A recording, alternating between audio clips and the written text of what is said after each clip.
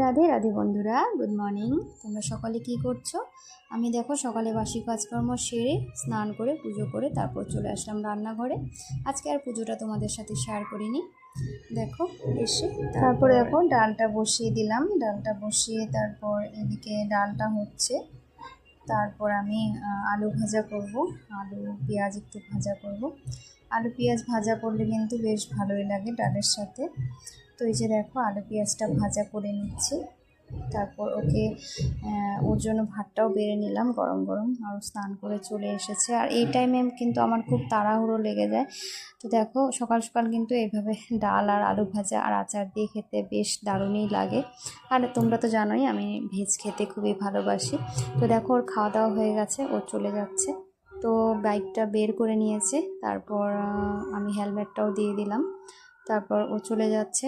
আমি বলছিলাম সব নিয়েছো কি না, তারপর বললো পার্সটা নেইনি। তো পার্সটা আবার দেখো আমি নিতে আসলাম ঘরে। তো দেখো এইভাবে যদি আমি রোজ দিনে মনে করিয়ে দিই কী নিয়েছে না নিয়েছে, তো দেখো চলে গেল। তো এইভাবে যদি ওদেরকে মনে না করিয়ে দিই, ওরা নানান টেনশনে না ভুলে যায়। তারপর দেখো আমি ঘরে চলে আসলাম, এসে তারপরে যে এদিকে ফ্রিজটা পরিষ্কার করব ভাবছিলাম, সকালে আর সময় পাইনি। তো এখনও যাওয়ার পরে নিরিবিলি কাজগুলো করে নিচ্ছি। ফ্রিজ পরিষ্কার করে তারপর চলে যাব। অনেক ডিবাডাবি আছে, এগুলো ধোবো, কৌটো ময়লা হয়েছে।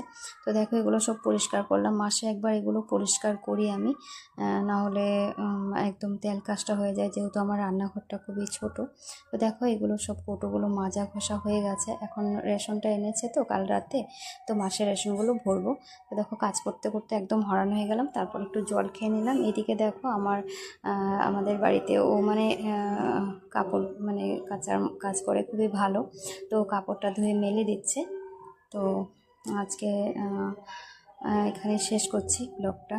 তো এখন তো বড় ব্লগ দিতে হয়, তাই জন্য একটু চেষ্টা করি বড় ব্লগ দেওয়ার জন্য।